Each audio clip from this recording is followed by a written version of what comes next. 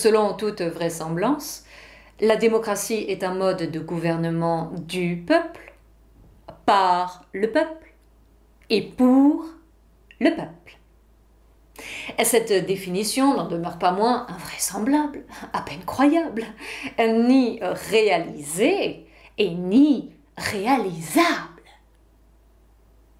Et pourtant, on y tend, on y prétend, à chaque fois qu'on cherche à exister politiquement, à chaque fois qu'on cherche à faire de la politique librement ou autrement.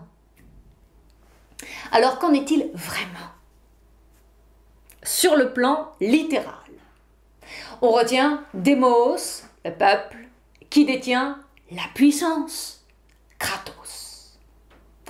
Sur le plan fondamental, on entend par démocratie un régime politique dans lequel la souveraineté appartient à l'ensemble des citoyens, et non à un seul ou à quelques-uns. Autrement dit, la démocratie n'est ni monarchie ni oligarchie, mais je dirais l'ombre du plus grand nombre.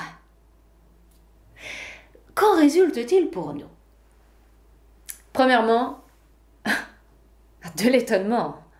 De l'étonnement parce que nous n'avons pas le sentiment d'être vraiment à l'origine de ce qui se décide en notre nom. Deuxièmement, nous n'avons pas l'impression de faire partie d'un peuple souverain, mais plutôt que le souverain ne fait pas partie du peuple.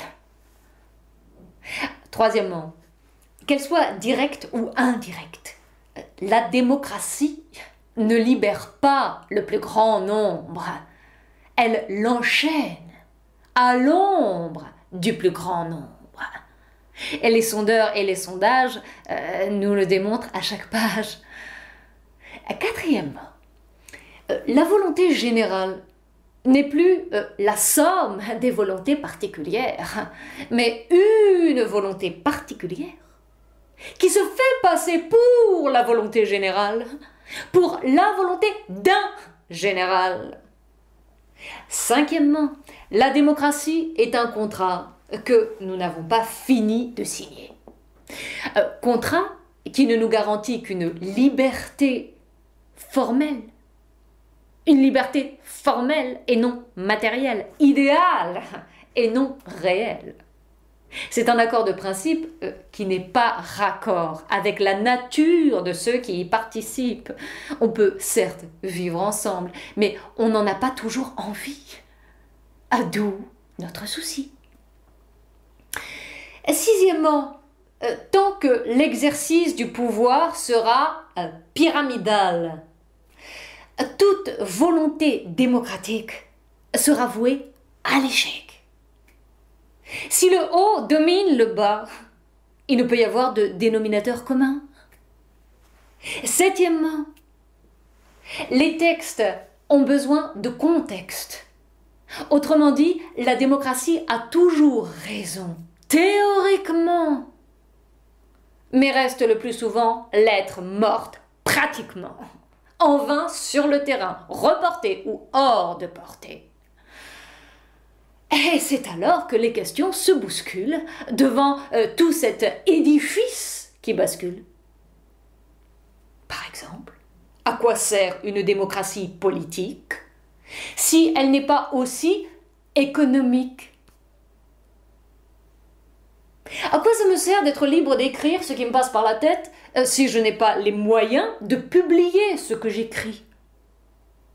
À quoi ça me sert de me battre politiquement si ma voix n'a aucune incidence sur le cours des événements? Les décideurs économiques ou financiers ont déjà décidé pour moi.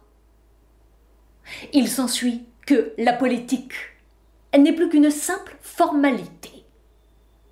Un bulletin dans l'urne pour prolonger mon rêve et abroger mon droit à la réalité. La démocratie. Quelle démocratie! Je vais vous dire laquelle. En un seul tour de manivelle, celle qui se moque bel et bien du citoyen réel, en le rendant apparemment libre. Elle l'empêche de l'être vraiment, ou de le devenir pour de bon. Et ce n'est plus ni plus ni moins que le règne des apparences. Je vais vous la définir une bonne fois pour toutes. La démocratie. La démocratie est un mode de gouvernement de l'apparence, par l'apparence et pour l'apparence. Ce que vous avez là sous les yeux, ce n'est pas ce qui est, mais ce qui paraît être. Une gouvernance apparente qui prétend à la transparence. Nous sommes gouvernés, mais nous ignorons qui nous gouverne. Et comme on ne nous dit pas qui, on se dit que c'est peut-être nous. C'est ce qui nous semble et c'est ce qui nous rassemble. Une illusion nécessaire.